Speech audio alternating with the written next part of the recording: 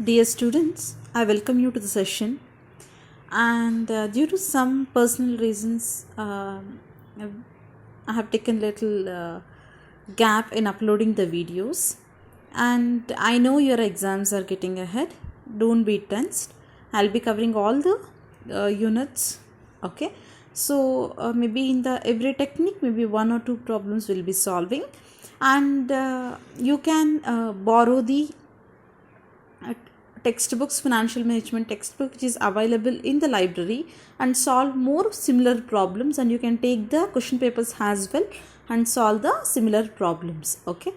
And don't get tensed for the examination, you can do well. I will share some exercise problems as well, so you can work out those problems as well for your examination purpose. So we are going to start with the third unit, that is your risk analysis in capital budgeting, or how you analyze your risk in the capital budgeting.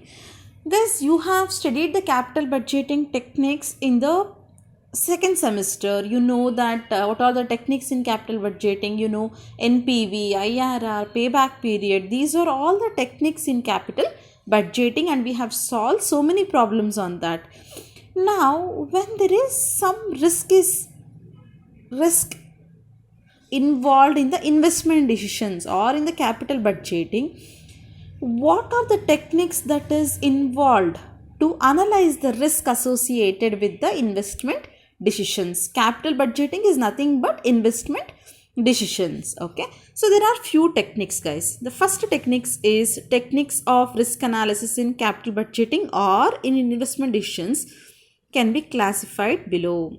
Statistical techniques you have, in that you have probability, coefficient of variation or standard deviation. And the conventional techniques you have risk adjusted discount rate. So you in examination, this risk adjusted discount rate is also called as a RADR, RADR.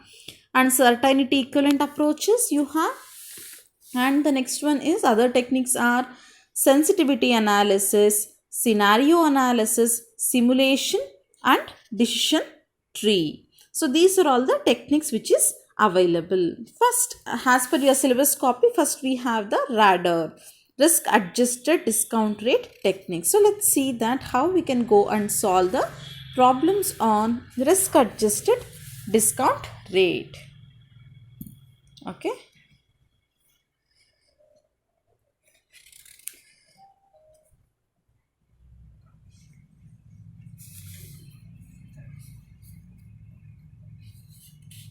So here in the case of risk adjusted discount rate, the use of risk adjusted discount rate is based on the concept that investment demands the higher returns from the risky project.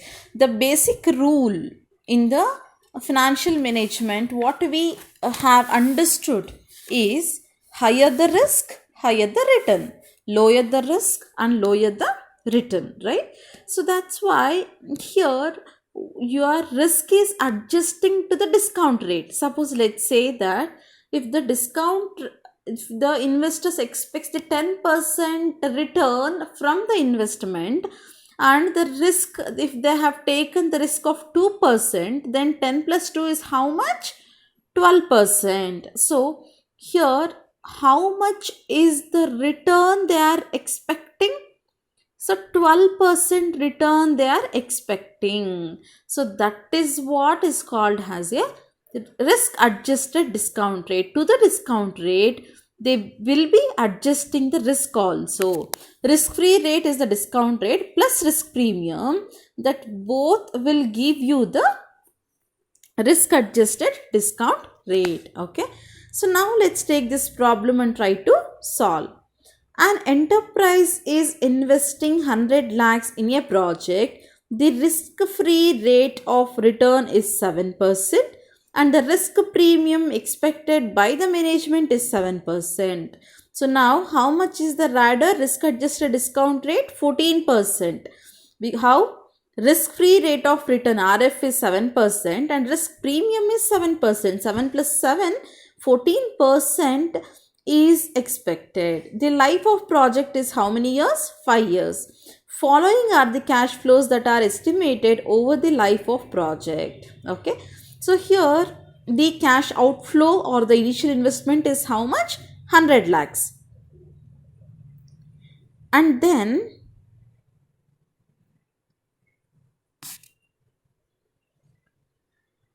so here, and how much is the cash inflows which is coming?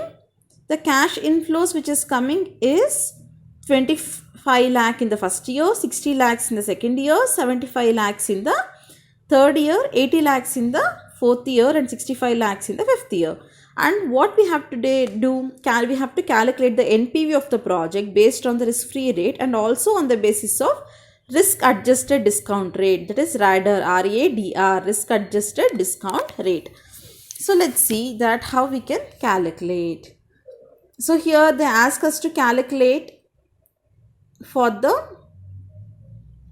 risk-free rate, that is 7%. And for when you adjust the both risk-free rate plus risk premium, how much you are getting? 14% you are getting.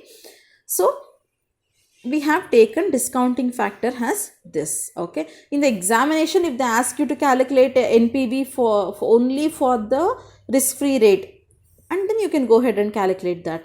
When they ask you to calculate for the risk-adjusted discounting rate, you can come and calculate like this.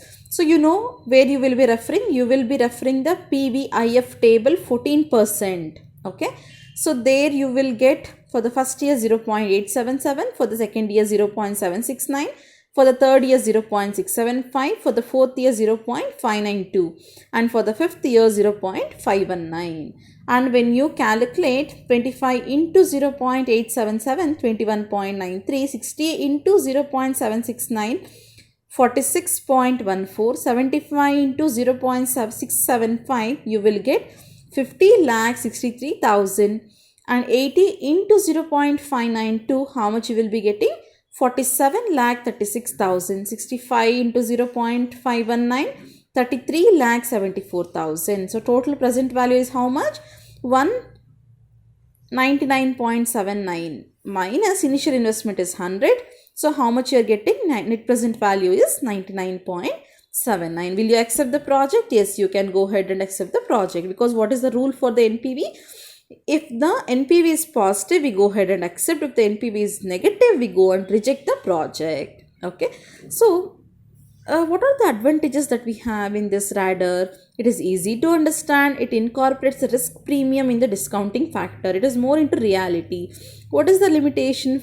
Difficulty in finding the risk premium and risk adjusted discount rate, and assumption that investors are risk averse is always not true. Okay, so here according to the RADR technique, they tell that investors are risk averse, but it might not true, because risk is the not only a factor which drives the investors' decisions. Sometimes security and the constant return and some psychological aspects also become very important in making the decision by the investors. Okay, so this is how you go ahead and solve the problems on RADR, risk adjusted discount rate. Okay, this is the first technique in the investment in the risk analysis in the investment decisions, your third unit. Okay, I'll take up one more problem on the risk adjusted discount rate. I hope you have understood. If you have any kind of the doubt, you can always ping me back in the WhatsApp, or you can give me a call, or you can email me with your doubt. Okay, so thanks for watching, guys. Happy learning.